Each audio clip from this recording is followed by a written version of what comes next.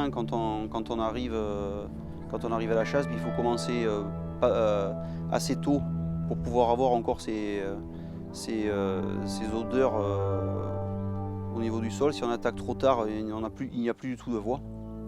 Donc on lâche les chiens le long des chemins et on parcourt les endroits où on sait que les lièvres finissent leur nuit en général. Et là, les chiens doivent se débrouiller après, rapprocher sur ces chemins et arriver jusqu'au gîte. Allez, venez.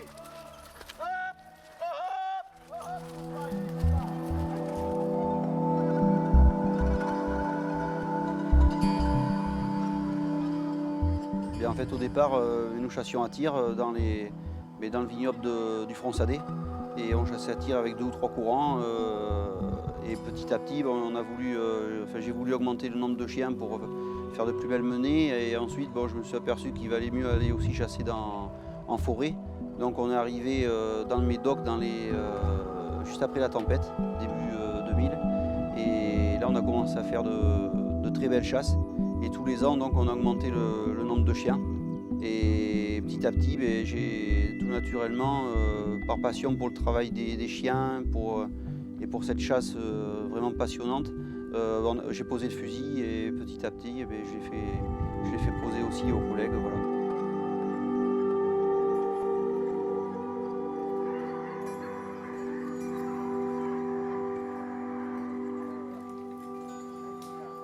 Et il nous faut après des chiens vraiment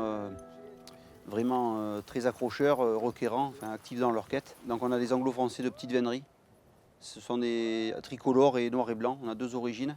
Et ce sont des chiens qui ont vraiment l'amour de la chasse, qui sont requérants, vifs, qui sont un petit peu chauds le matin sur les quêtes en forêt, donc ce qui nous permet de faire de très beaux rapprochés. Donc c'est des chiens qui nous conviennent parfaitement.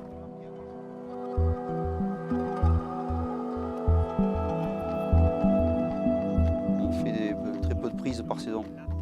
On fait des beaux parcours, de très belles chasses, mais bon, on finit souvent par perdre les animaux parce qu'ils prennent à la fin, quand ils sont vraiment bousculés, ils prennent chemin sur chemin et ils peuvent se doubler sur de longues distances sur ces chemins, faire un grand bond, se recaler dans les fougères. Et là, il faut vraiment toutes les circonstances pour